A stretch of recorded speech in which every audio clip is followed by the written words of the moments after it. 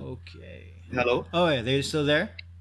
Yeah, All right. So, ikaw ba? So you deal with like in a way, you're also dealing with like athletes and then also regular people, no?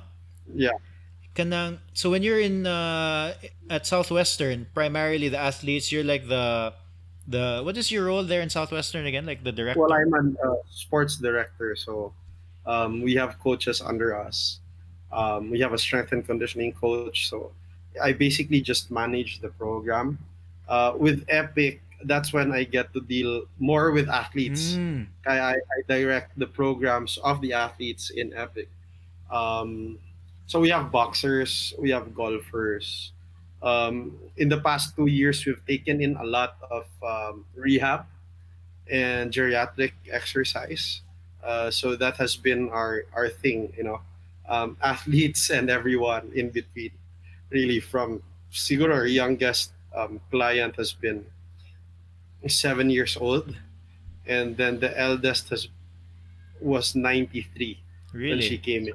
Yeah, So let's start with the seven with the yeah. younger one. So sila they go to Epic to like improve performance. Well, I, I, I I'm against doing that at that age. Ah, So okay, we yeah. just teach them how to use their bodies well. Let's say crawl, roll, do some agility. Just it's more of exposing them to the environment rather than letting the environment improve their skills.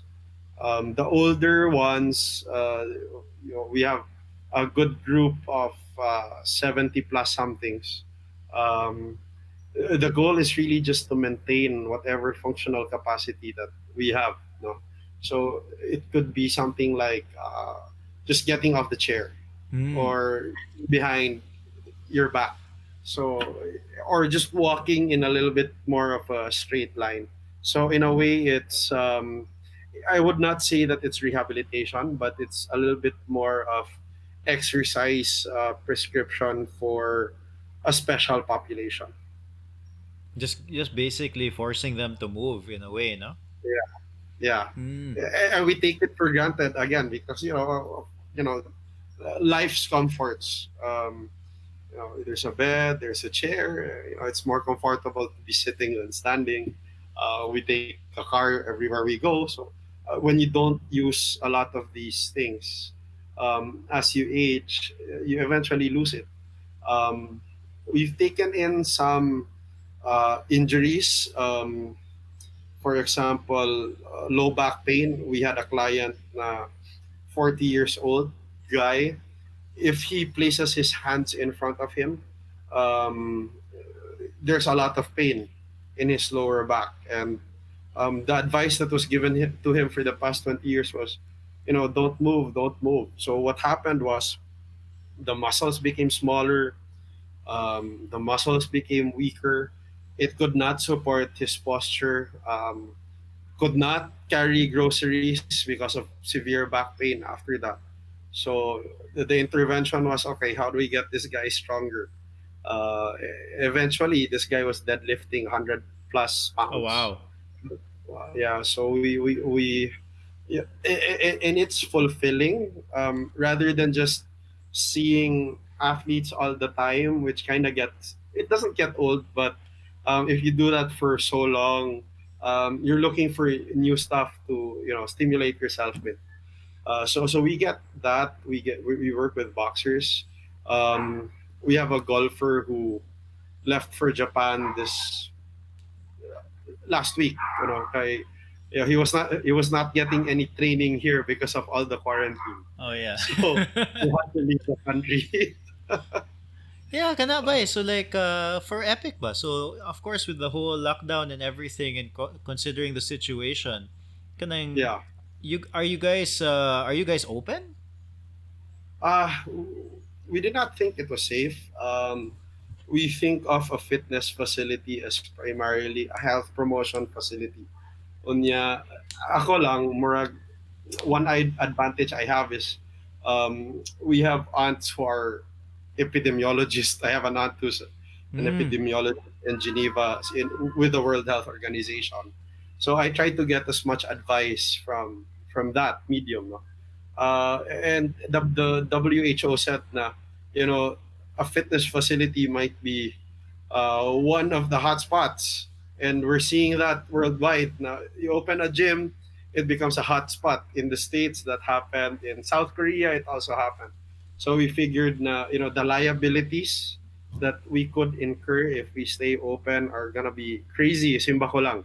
You don't want your brand too na I mean, COVID na dito sa ila. So Yeah. we didn't want pressure to.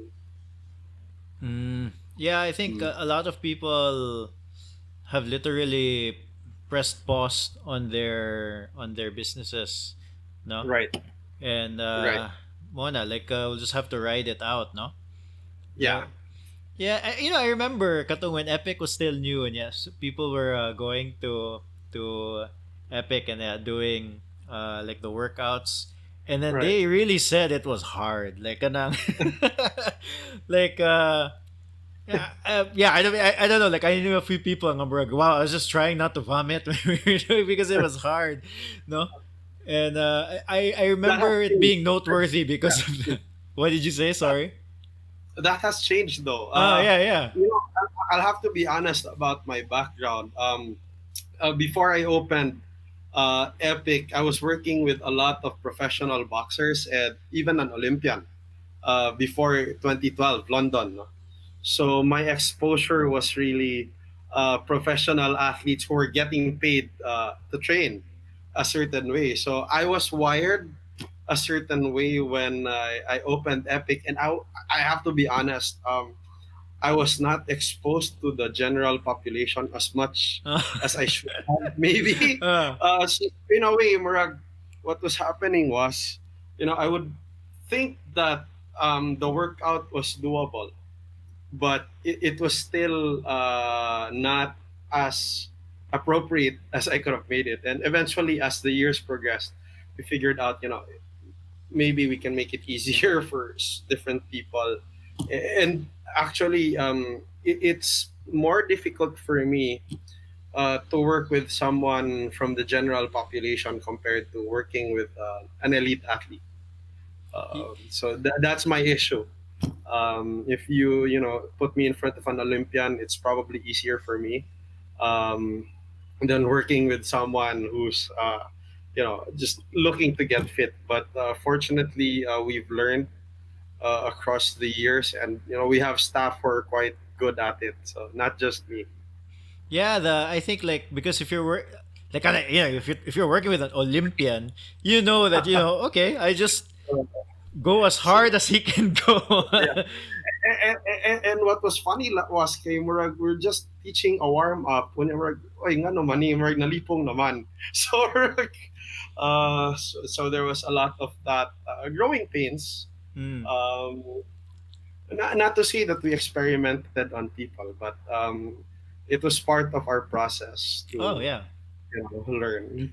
No, the problem with like the general public is you'll have people who are kanang who just want to move, who just want to Yeah, maybe lose weight, get a little bit fitter. But you'll also have people who are kanang like competitive semi yeah, athletes, kanang yeah, who can probably do the workout. yeah. Ana, 'di Yeah. ba? It's a little bit more difficult to read in a way because there are different motivations. The fitness levels are different, and eventually we figured out no, no. And I think this was just a product of my evolution from strength and conditioning coach to running a business to helping out and education. Was that a normal guy, who works 8 to 5 and is not going to be able to train as hard as an Olympian Yeah. or an athlete for that matter. So certain adjustments have had to be made, and I had to experience it too. When I started working a little bit half and half, half in a gym setting, half in a more formal capacity. It's something you figure out stuff as you go along. Oh yeah, I'm sure. Like so but I think the murky thing there is you'll also have the guy who works a 8-hour job but also will go hard. Yeah, And that's really what we try to do at Epic is we really try to individualize our programs depending on what we think the person needs and what he wants. And sometimes it's a conversation, I think you need to do more legs.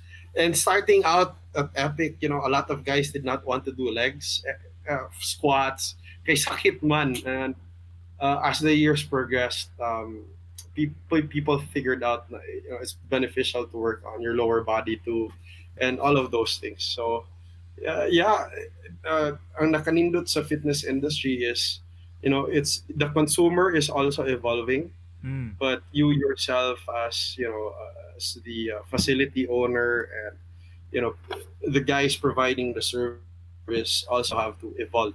So I cannot trace anymore how we evolved, and our programs that we do for people now are so much different from when we started out.